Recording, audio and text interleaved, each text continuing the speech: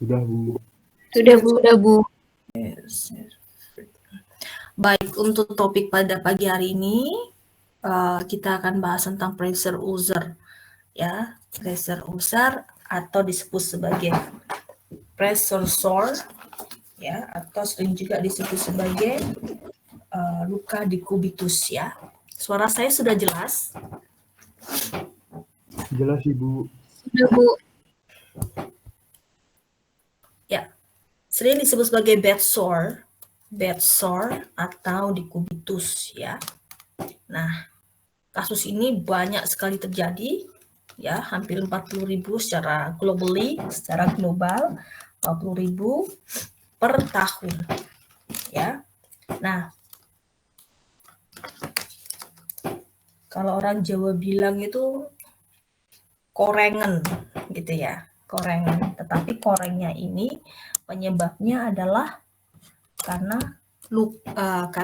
ini tertekan dalam jangka waktu yang lama dan secara terus-menerus, gitu ya. Si pasien tidak berganti posisi dalam jangka waktu yang lama sehingga terjadi penekanan yang lama pada kulit daerah tertentu, gitu ya. Nah, posisi pasien misalnya karena pasien spinal cord injury atau trauma pada medula spinalis, ya, sehingga mengakibatkan pasien itu harus bed rest atau imobilisasi, ya, di tempat tidur, atau pasien hanya di wheelchair, di kursi roda, atau hanya di tempat kursi, ya. Dan karena pasien terjadi kelumpuhan, kalau spinal cord injury itu kan lumpuh ya jadinya, ekstremitas bawahnya lumpuh, artinya dia tidak bisa bergerak, berjalan pun tidak mampu, sehingga pasien tidak bisa berganti posisi, ya. Nah, sehingga dia akan monoton pada posisi tertentu dalam jangka waktu yang lama. Misalnya hanya terlentang saja. Kalau tidak dibantu dengan orang lain, si pasien tidak bisa berganti posisi. Nah, ini yang mengakibatkan penekanan yang terlalu lama inilah mengakibatkan munculnya pressure ulcer atau dekubitus, gitu ya. Nah, penyebabnya kompleks, artinya kecuali si kulit ini tertekan yang secara terus-menerus dan dalam jangka waktu yang lama, ada faktor-faktor lain yang mengakibatkan lebih cepatnya muncul skin ulcer, ya, pressure ulcer, yaitu faktor eksternal dan faktor internal, ya. Ada faktor ini, ya, eksternal dan faktor internal. Kalau faktor eksternal itu adalah environment-nya atau lingkungannya, di mana, ya, ada luka. Si pasien sudah ada luka, misalnya begini. Saya lihatkan dulu. Nah, posisinya dia tidur terlentang seperti ini terus karena cedera atau spinal cord injury tadi, ya. Nah, di punggungnya ini sudah ada luka, ya. Ada warna merah. Tanda-tanda luka itu kan merah, ya. Oke. Di sini ada merah. Nah, ini dia akan berkembang pressure ulcer ini menjadi luka yang lebih parah lagi. Harusnya cuma warna merah itu tanda-tandanya, ya. Terjadi perubahan warna yang berupa eritema. Nah, eritema ini akan berkembang menjadi, ya, menjadi seperti bogi, ya. Bogi itu adalah kasar, kusam, kemudian melepuh, kemudian dia pecah pelepuhannya, kemudian open wound. Nah, terjadinya gradually atau proses tersebut itu oleh karena ada beberapa faktor, yaitu faktor eksternal itu tadi. Nah, faktor eksternalnya adalah gesekan. Dia menggunakan perlak yang kasar, ya, atau selimutnya yang kasar. Karena pasien itu nggak mampu miring kanan atau miring kiri, akhirnya pasien geser, badannya kegeser. Mau ke pinggir dia geser. Mau bangun, mau dibangunkan dia harus geser dulu. Nah, geser-geser itulah yang mengakibatkan adanya lecet di kulitnya, sehingga lebih memperparah kondisi di kubitusnya. Gitu ya. Nah, ada tekanan yang secara terus-menerus, ada gesekan, ada geseran, dan ada kelembapan yang semakin buruk. Ya, kulitnya lembab, artinya pasiennya keringetan, ya, dan tidak berganti posisi dan tidak terjadi sirkulasi udara yang bagus di kulit tersebut yang tertekan itu, sehingga kulitnya menjadi lembab. Nah, kalau lembab itu kan merupakan tempat perkembangan bakteri, gitu ya. Jadi pasiennya kalau medulla spinal cord injury ya, karena lumpuh ya pasiennya, maka pasien pipisnya di tempat tidur, BAB-nya di tempat tidur, makan di tempat tidur, minum di tempat tidur. Jadi satu itu tempat tidur menjadi kehidupannya si pasien. Nah, kalau sudah seperti itu kan harus memang dijaga benar-benar kondisi kebersihan sekitarnya. Kalau tidak bersih, nah itu tadi ada kotoran yang masih tertinggal, misalnya pipis, kainnya nggak segera diganti dan pasiennya nggak berpindah posisi. Nah, itulah kulit yang tertekan ditambah air pipis itu tadi merupakan tempat yang indah perkembangan bakteri. Gitu ya. Nah, dan faktor internal. Kalau faktor internal jelas ya. Apa? Misalnya si pasien itu demam. Nah, kondisi yang demam ini kan kondisi kulitnya menjadi dehidrasi ya. Kalau kita demam, kulitnya tuh kering. Ya, kulitnya kering sehingga mudah sekali terjadi maserasi. Maserasi itu ngelupas ya. Kering kemudian ngelupas gitu loh. Itu namanya maserasi. Kemudian kondisi misalnya si pasien malnutrisi atau kekurangan nutrisi, pasiennya anemia atau HB-nya turun, ya, hemoglobinnya rendah. Nah, kalau hemoglobin rendah, HB rendah itu kan mengakibatkan suplai oksigen ke perifer, yaitu ke kulit semakin berkurang. Nah, kalau kulit kekurangan oksigen kan berarti kulitnya akan kering, akan dehidrasi, akan mudah sekali menua dan mudah sekali mengalami kerusakan. Ya. Kemudian terjadilah disfungsi endotil. Nah, endotil itu berarti di daerah mana? Di lapisan dermis ya. Endotil itu adalah pembuluh darah di bagian dalam. Namanya endotil. Nah, yang punya endotil itu kan di bagian dermis dan subkutaneus. Jadi endotil itu gangguannya berada di pembuluh darah tunika intima. Nah, kalau endotilnya itu rusak, nah otomatis tidak bisa terjadi metabolisme dan tidak bisa terjadi healing proses atau penyembuhan pada kulit. Gitu ya. Nah, bagaimana prosesnya? Prosesnya adalah begini ya, bisa berkembang menjadi pressure ulcer, dia tertekan secara terus-menerus. Nah, ini tertekan. Dia matinya tuh, dia tidur, kemudian kulit ini tertekan secara terus-menerus di bagian bawah ini. Nah, bagian-bagian tertentu inilah yang akan mengalami pressure ulcer potensi, yaitu di kepala, yaitu di scapulae, punggung, ya kan, elbow, pantat, dan heel atau calcaneus. Ya, jadi dulu kalau masa saya kuliah dulu ya di rumah sakit ortopedi itu kan ada bangsal khusus paraplegia. Ngerti ya paraplegia itu apa ya? Ya, paraplegia itu adalah kelumpuhan pada ekstremitas bawah para. Allah. Para itu adalah dua ya. Plegia itu adalah lumpuh. Nah, paraplegia itu dua di bagian bawah. Berarti kelumpuhan pada ekstremitas bawah kedua-duanya lumpuh. Nah, ini penyebabnya adalah banyak. Ada pasien itu, tapi prinsipnya pasti terjadi gangguan di tulang belakang. Ya, tulang belakang ini mengalami gangguan, ada suatu penyakit. Ya, tulang belakang daerah mana? Di thoracalis. Ya, kalau cervical, ya cervical itu sifatnya adalah tetra. Tetra itu adalah empat-empatnya, kanan, tangan kanan kiri, kemudian kaki, lower extremity atau kakinya kanan kiri. Jadi tetra itu 4. ya, kalau kerusakannya di servikal. Nah, Anda ingat ya selebgram yang meninggal di mana dia terjadi spinal cord injury cervical kan? Perempuan itu kemudian dia meninggal ya. Ya karena dia kerusakannya di servikal. Otomatis kalau kerusakannya di servikal maka sekujur tubuh ini menjadi tonusnya menurun, tonus motoriknya. Jadi pernafasannya tidak bisa mengembang secara maksimum. Itu yang mengakibatkan dia meninggal. Kalau pernafasan itu tidak bisa mengembang secara maksimum, otomatis suplai oksigen ke tubuh semakin berkurang. Dia hipoksia. Nah, gitu ya, kegagalan nafas dia meninggal. Kemudian kembali lagi. Nah, dulu saya selalu di RSU itu 3 bulan ya, praktek di sana di bangsal paraplegia. Nah, ini pasien-pasien dengan kondisi-kondisi lumpuh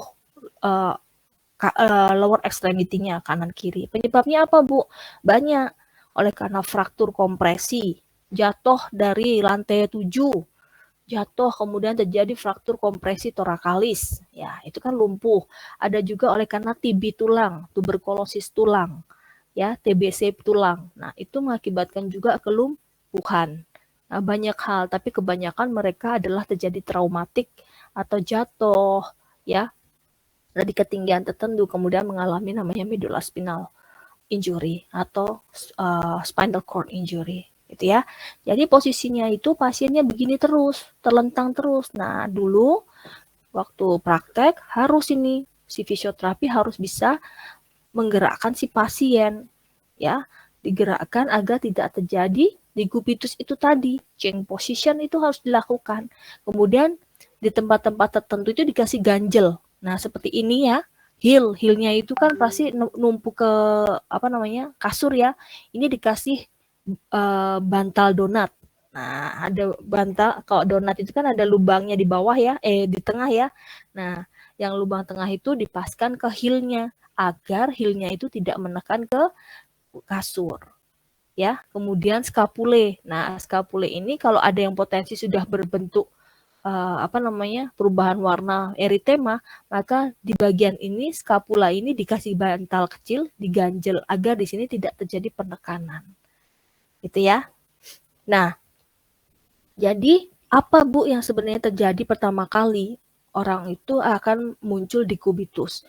Nah, pada posisi tertentu seperti ini, kemudian kulit tertekan secara terus-menerus dalam jangka waktu yang lama. Ingat ya, dalam jangka waktu yang lama. Terus-menerus dan dalam jangka waktu yang lama. Maka kondisi itu yang mengakibatkan blood flow. Blood flow-nya turun. Blood flow itu apa? Blood flow itu adalah sirkulasi yang ada di kulit. Blood flow-nya turun. Ya, blood flow turun. Kondisi normalnya itu di kulit tekanan blood flow ya. Tekanan blood flow arteri itu lebih rendah daripada vena, itu normal. Tetapi ya, karena ada tekanan secara terus-menerus dalam jangka waktu yang lama, blood flow ini mulai turun. Ya, kalau blood flow-nya turun, maka kondisi kulit ini menjadi ischemic, ya kan? Turun itu mengakibatkan ischemic kulit. Ischemic itu apa, Bu? Ischemic itu kulit kekurangan oksigen.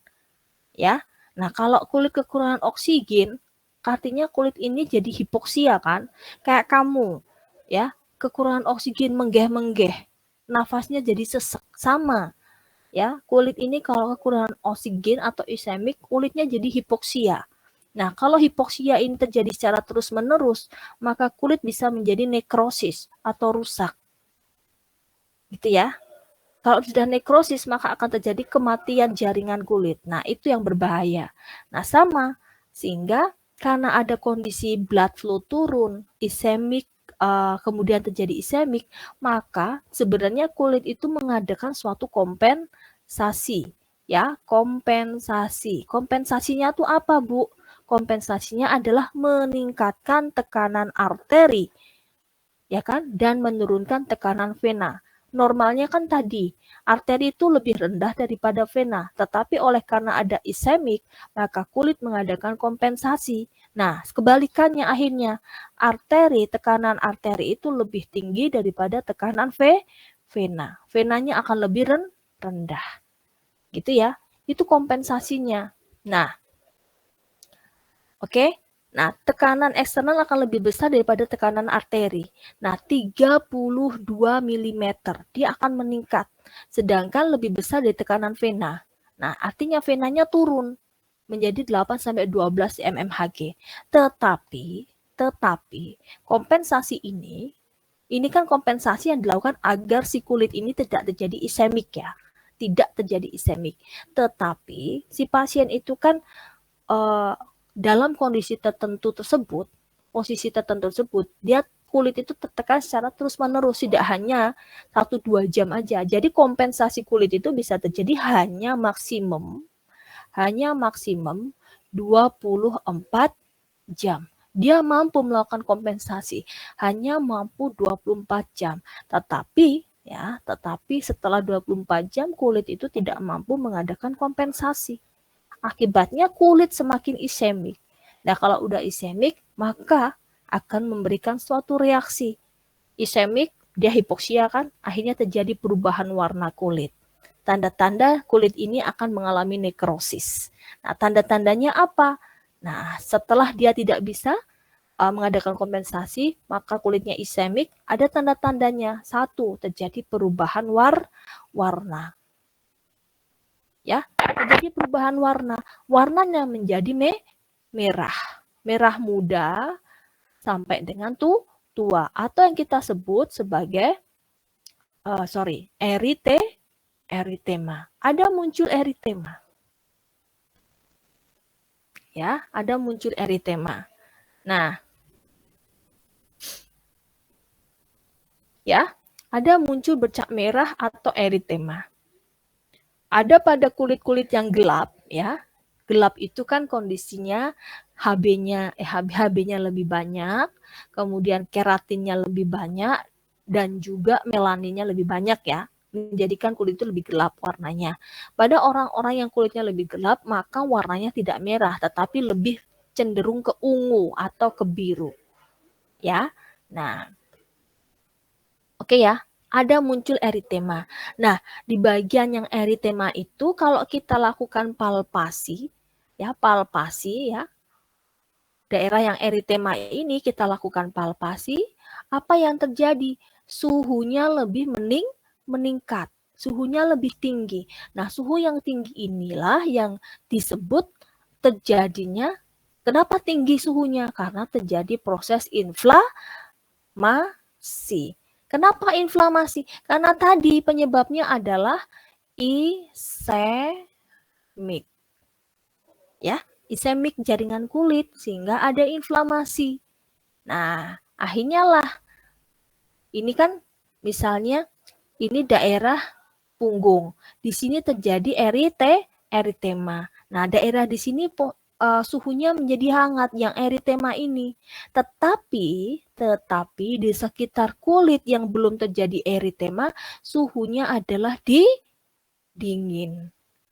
Dingin, dia akan dingin.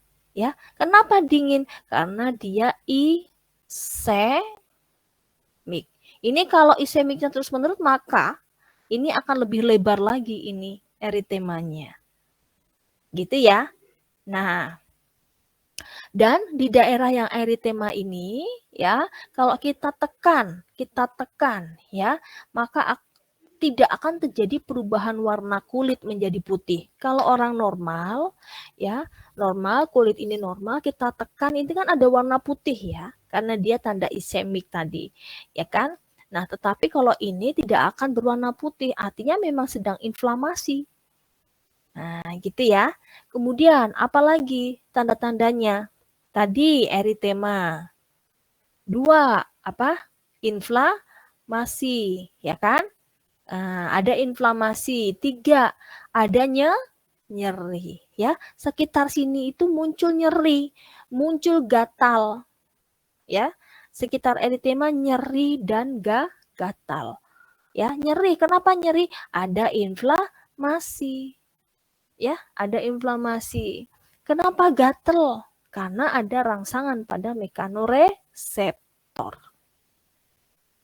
Ya, ada proses pembentukan atau produksi dari prostaglandin sehingga diterima dari nosiseptor. Nah, kemudian ada getaran silia juga oleh karena ada bakteri mengakibatkan mekanoreseptor itu terangsang. Dan ada juga ya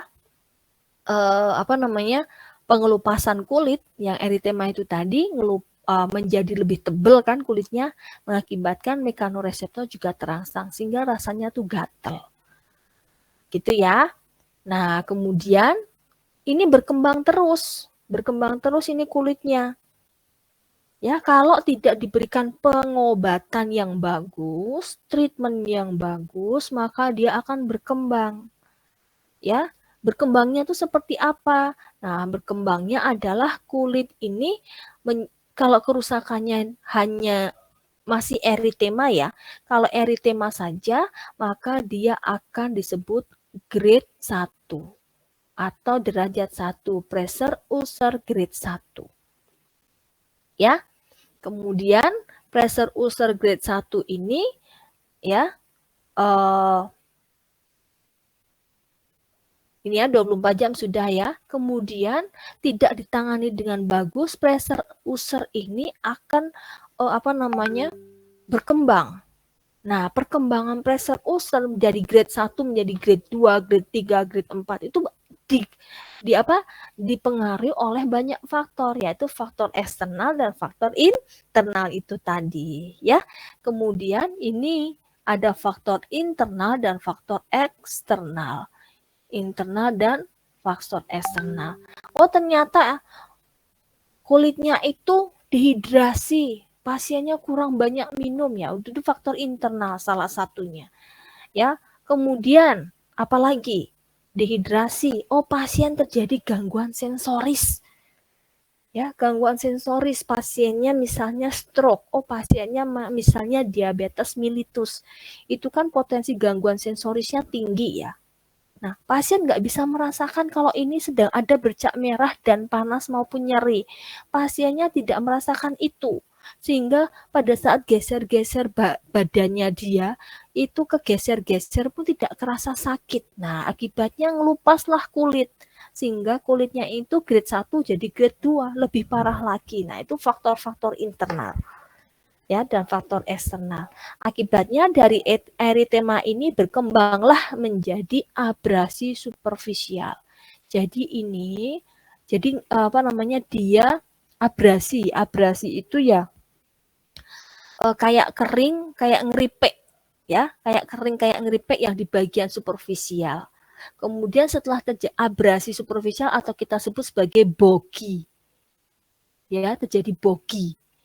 Kemudian dia melepuh. Nah, melepuh ya seperti ada cairan-cairan gitu ya. Nah, itu tanda kalau ada pelepuhan berarti sudah keluar eksudat. Eksudat itu cairan yang dihasilkan oleh karena infeksi dari bakteri, gitu ya. Kemudian muncullah lepuhan. Nah, lepuhan itu akan pecah piah, terbentuklah kawah. Kawah yang dangkal. Nah, ini pecah nih. Nah, pecah ya. Misalnya pecah lepuhannya tadi. Ya, terbentuklah seperti kawah. Akhirnya berbentuk begini. Nah, ya, ini kawah. Ini isinya apa? Isinya itu adalah nanah atau eksudat.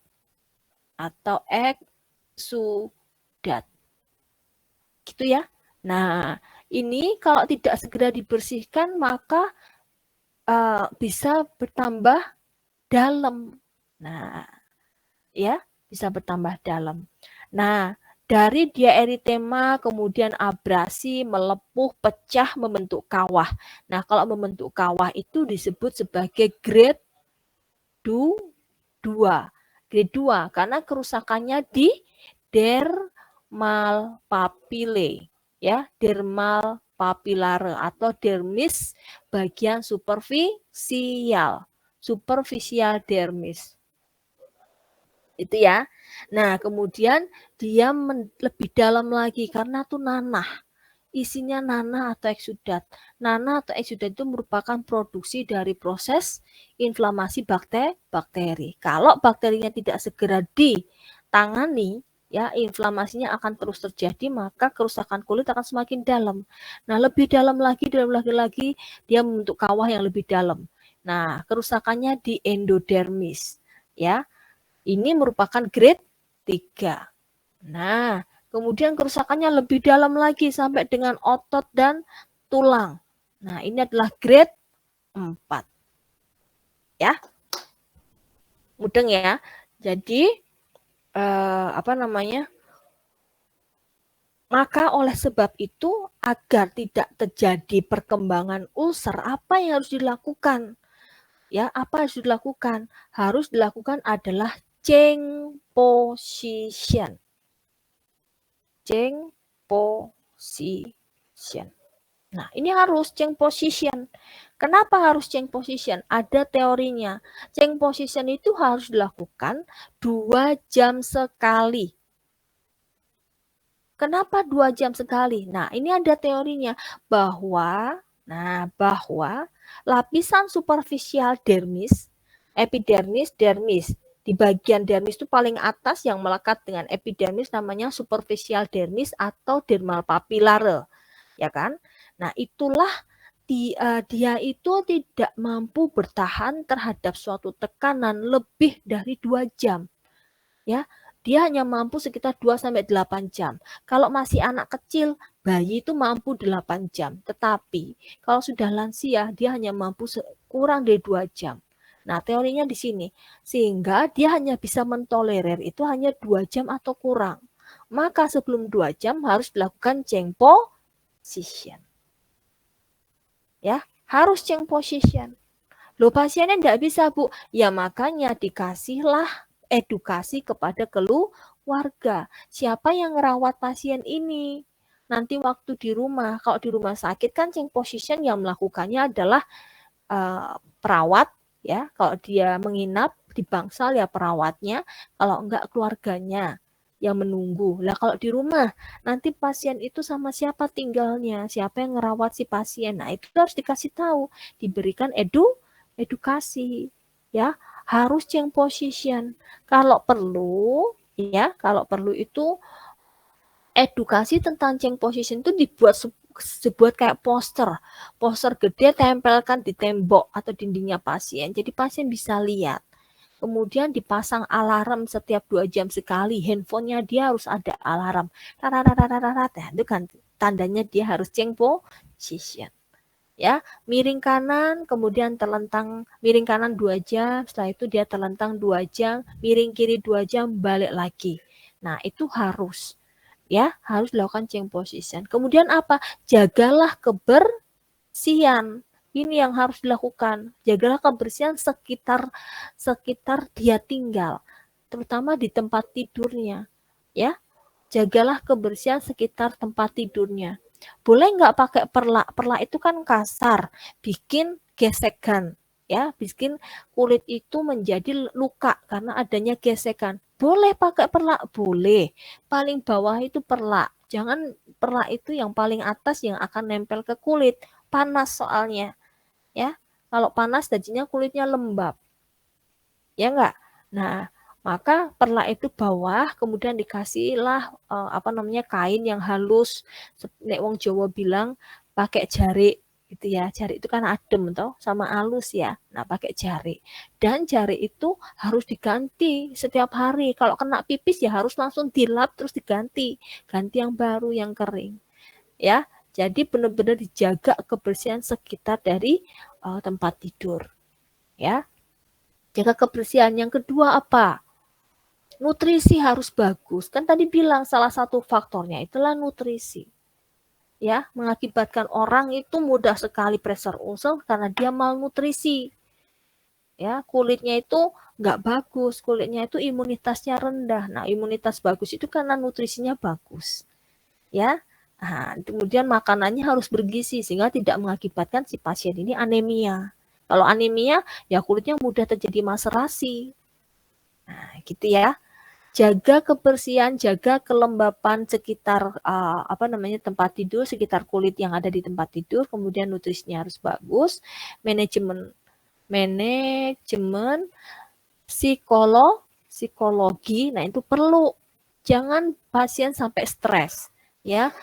Pasien harus bahagia, pasien harus legowo, pasien harus terima, ya kan? Kasih tahu, maka perlu sekali adalah bimbingan psikologi bagi pasien. Pendekatan diri pasien kepada Yang Maha Esa itu harus perlu. Jadi dia sadar, dia perlulah bagaimana untuk berserah diri. Jadi dia lebih tenang hatinya. Tapi kalau dia kecemasannya tinggi, kortisolnya naik, itu mengakibatkan kulit semakin kering. Kalau kulitnya kering, mudah sekali pecah atau maserasi itu tadi. Karena apa? Kulit kekurangan suplai oksigen dan suplai nutrisi karena kortisolnya tinggi. Bu Sila kemarin udah cerita ya, kalau stres itu kortisol tinggi sehingga mengakibatkan vasokonstriksi pembuluh darah, sehingga suplai oksigen ke perifer semakin berkurang, sehingga kulit itu semakin kering. Nah, ya, yang lainnya apa yang harus dilakukan oleh si pasien? Exercise, ya. Sudah banyak yang mengatakan exercise is medicine, exercise is drugs. Memang latihan itu sebuah obat yang manjur. Kecuali apa sih fungsi dari exercise? Nah, Anda sebagai seorang fisioterapi, dengan adanya exercise bisa meningkatkan kesehatan umum pasien secara general kan? Kamu kalau tidur saja di tempat tidur 5 hari wes, loyo nggak kamu malahan? Ngelentruk nggak? Ngelentruk ya? Nah, nggak enak kan badannya. Coba kalau pasiennya digerakkan, ya, pasiennya latihan, exercise, bed exercise di atas tempat tidur. Kemudian pasiennya belum bisa duduk, latihan duduk. Maka kerja jantung juga akan meningkat. Kalau kita hanya supine, kita hanya tidur terlentang saja, maka kerja jantung yuk pelan-pelan. Alon-alon asal kelakon, kayak wong Solo. Ya kan? Tapi semakin tinggi posisi tubuh, misalnya duduk, nah mulai nih jantungnya semakin mompa. Berdiri, pompa ini rotok seru, rotok cepat. Berjalan, copot meneh, lari lebih cepat. Nah, gitu. Ya. Jadi exercise itu pada saat melakukan exercise butuh energi ya. Butuh energi untuk mengontraksikan otot. Nah, energi itu dipecah melalui siklus aerob atau siklus Krebs. Nah, siapa ya yang membantu mengalirkan seluruh energi ke seluruh tubuh? Kan alat transportasinya darah. Darah itu dari mana yang memompa itu kan jantung. Ya kan? Yang memompa jantung. Nah, maka terjadilah peningkatan metabolisme dalam tubuh sehingga kondisi umum si pasien meningkat. Kalau kondisi umumnya meningkat, otomatis sistem imun tubuhnya semakin meningkat. Dia akan recovery lebih cepat. Nah, exercise juga sangat perlu sekali untuk daerah yang luka. Ya, ini misalnya ada eritema di punggungnya, kemudian dia dilakukan pumping action atau static contraction, ya kan? Atau si pasien itu melakukan active exercise, misalnya pull up, kemudian begini, pull up lagi, ya kan? Resistance itu lebih bagus lagi. Nah, aktivitas atau exercise yang bagus dan regularly atau secara teratur ini meningkatkan blood flow. Blood flow-nya meningkat. Ya, blood flow-nya meningkat di sekitar kulit.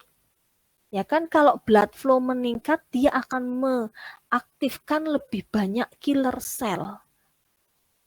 Nah, killer cells. Apa Ibu killer cells? Ini kan tadi ada bakteri banyak toh. Bakteri yang ada di kulit, bakteri anaerob dan bakteri aerob. Nah, bakteri ini kan harus musnah. Siapa yang memusnahkan? Killer cells. Yang mengaktifkan killer cells. Ya, killer cells itu kayak gimana? Kayak eosinofil, basofil, neutrofil, sel makrofag, itu adalah killer cells. Sistem imun yang ada di kulit. Nah, ini harus banyak terpacu menyerang di daerah yang eritema ini. Ayo diserang. Lah, untuk bisa masuk ke sini kan dia butuh sirkulasi yang bagus. Nah, salah satu contohnya untuk merangsang atau menstimulasi sirkulasi itu adalah exercise. Exercise itu gunanya untuk meningkatkan blood flow. Kalau sudah blood flow itu meningkat oleh karena ada exercise. Exercise itu terjadi vasodilatasi sehingga blood flow-nya meningkat. Akibatnya killer cell itu lebih banyak, ya kan? Lebih banyak ke sini. Wah, menyerang semuanya ke sini. Ya, menyerang semuanya di sini. Nah, akibatnya bakteri itu kalah terhadap killer cells. Lama-lama proses inflamasinya semakin menurun karena jumlah bakteri semakin menurun. Nah, tetapi ingat ya, ingat selama di sini masih ada nanah, ya, selama di sini masih ada nanah, proses recovery juga akan lambat. Jadi nanah ini harus dibersihkan. Nah, gini ya, ulcer itu bentuknya kayak terowongan, apa ini? Kayak teropong. Ya, kayak corong. Bentuknya itu seperti corong. Ini yang sudah grade 4. Grade 4 itu yang sudah menyerang otot maupun tulang. Ya, ini grade 3 sampai dengan endodermis. Nah, ini isinya apa? Ini isinya adalah pustula atau nanah atau kita sebut eksudat. Nah, ini harus dikeluarkan, harus dibersihkan. Yang kita sebut sebagai debridement. Sorry, nggak bisa nulis. Debridement. Debridement itu pembersihan luka. Pembersihan luka itu tidak hanya mengeluarkan nanahnya saja, tetapi jaringan kulit yang mati di bagian kini superficial itu kan banyak jaringan yang kulit mati ya.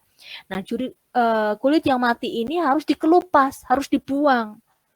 Ya, pakai tangan, Bu? Enggak, pakai pinset. Ya, pakai pinset. Jadi nanti ada pinsetnya nyukil. Nah, ini dikelupas. Kemudian nanahnya ini dikeluarkan, dipompa, dikeluarkan ke atas, harus bersih.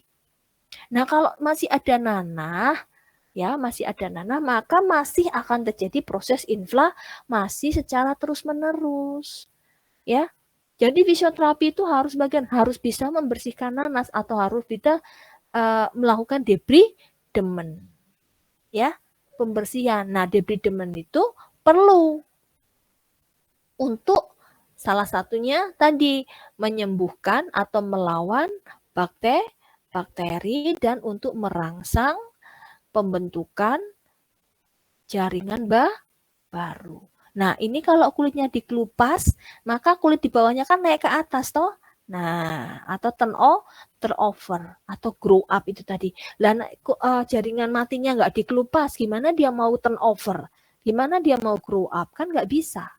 Nah, maka debridement itu tidak hanya ngeluarin nanah ya, tetapi dia harus membersihkan atau mengelupaskan kulit jaringan mati. Jaringan kulit yang mati. Gitu ya. Mudeng? Nah, jadi itu exercise tidak hanya cukup exercise loh ya. Exercise itu harus didukung dengan dilakukan debridement. Kalau debridement tok tidak ada exercise ya podo wae sami mawon. Ya, jadi semua harus dikombinasi. Jadi lingkungan bersih ya, lingkungannya bersih, change position pasti dilakukan, nutrisinya bagus ya. Exercise debridement itu lebih cepat akan terjadinya recovery jaringan kulit. Gitu ya. Nah, baik, ini sudah gejala awal sudah 8 sampai. Kemudian ini ya, jadi siapa saja yang bisa terjadi pressure ulcer, Bu? Ya semua yang mengalami imobilisasi atau dia bed rest. Bed rest itu berapa hari yang merupakan resiko terjadinya pressure ulcer? Lebih dari 5 hari.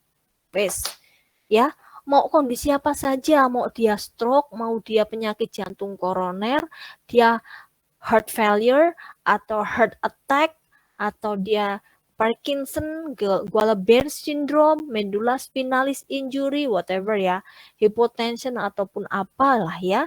Kalau dia bed rest sudah lebih dari 5 hari itu merupakan potensi terjadi perkembangan dari pressure ulcer. Oke, ya. Mudeng ya. mudeng. Nah, pressure ulcer berkembang oleh karena ada tekanan itu tadi ya, saya ulangi lagi, tekanan pada kulit secara terus-menerus dan berlangsunglah lama. Lama, potensi jika lebih dari 5 hari. Nah, perkembangan ulcer itu sendiri dikombinasikan atau disebabkan juga banyak faktor, yaitu faktor internal dan faktor eksternal. Eksternalnya ada tekanan, ada gesekan, ya. Internalnya ada malnutrisi, ada anemia, pasien kulitnya dehidrasi, ya kan? Nah, maka si pasien bed rest tapi harus banyak minum, ya. Nah, oke.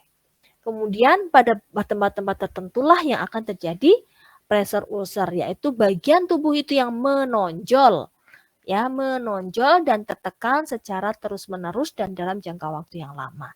Tempatnya tertentu, ada pantat, ada kepala, tulang ekor, ya, kemudian siku ataupun heel. Oke, patofisiologinya adalah bagaimana? Yang pertama terjadi eritema terlebih dahulu, kemudian ada terjadi ischemic, ya kan? Kemudian terjadi kompensasi di mana arteri dan vena akan terjadi perubahan tekanan gitu ya. Kemudian kompensasi itu hanya bisa berlangsung 24 jam. Kenapa begitu? Karena ini jaringan ikat atau jaringan yang ada di kulit itu hanya mampu, terutama di dermis, hanya mampu menerima tekanan tidak lebih dari 2 jam. Walaupun range-nya sekitar 2-8 jam, tetapi ditoleransi hanya mampu 2 jam. Sehingga dilakukan change position harus 2 jam sekali. Ya.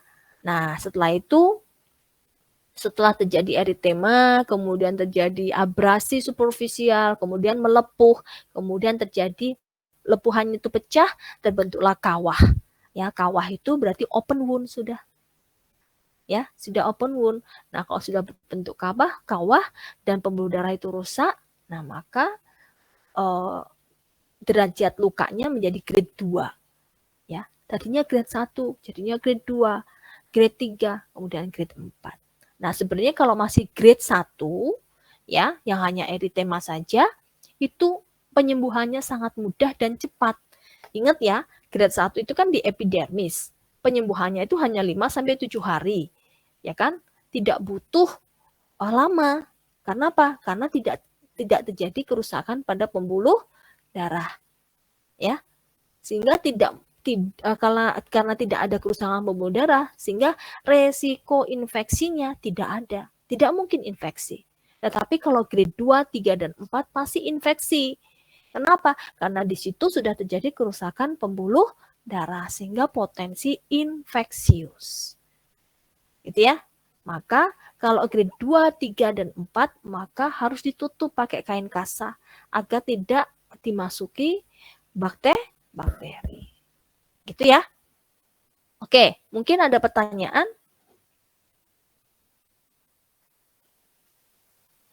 Atau Bu Sila terlalu cepat?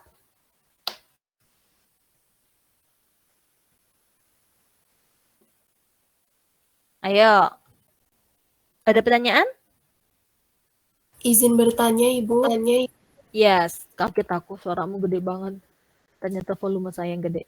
Oke, Nak, monggo. Ini Bu, tadi yang bagian gejala awal nekrosis itu kan disebutkan ada nyeri dan gatal. Itu mohon dijelaskan ulang, Bu, karena tadi menjelaskannya terlalu cepat. Oke, baik. Nah, misalnya begini, ini kulit epidermis ya, luka. Nah, ini ada luka ya. Ini luka. Di sini, yang luka ini, kenapa bisa luka? Nah, sebelum luka itu kan harus ada tanda-tandanya toh. Tandanya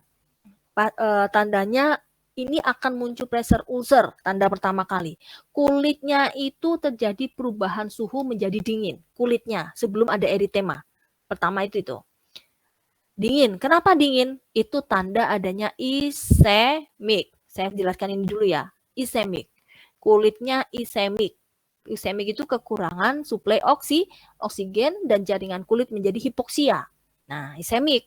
Kulitnya dingin. Setelah ischemic itu kan berkembang menjadi perubahan warna. ya, menjadi merah. Nah, ini merah ini berarti dia sudah terjadi proses inflamasi,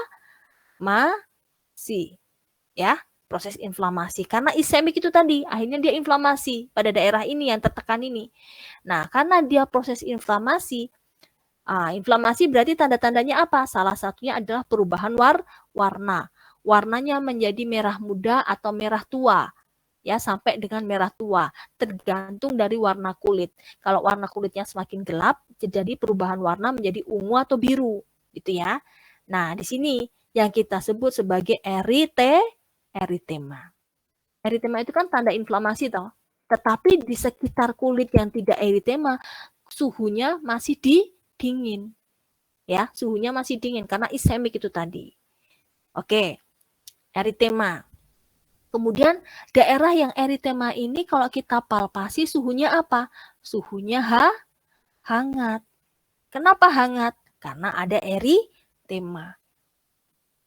Karena ada inflamasi. Kemudian karena ada inflamasi, ada nyeri enggak? Ada nyeri. Nyerinya positif. Kenapa? Karena ada inflamasi. Kalau inflamasi berarti dia menghasilkan zat inflamasi, salah satunya adalah prostaglandin, gitu kan? Prostaglandin kemudian diterima oleh nosiseptor atau sensoris kulit.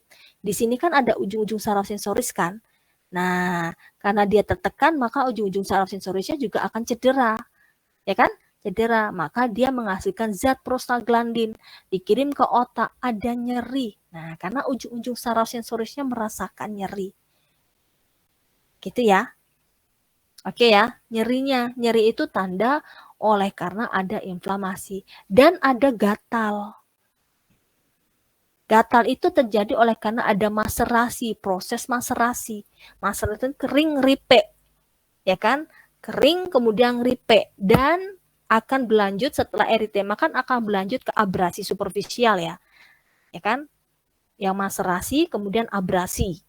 Ya, abrasi itu dia akan kering, ya, kering kemudian dia akan ngelepuh.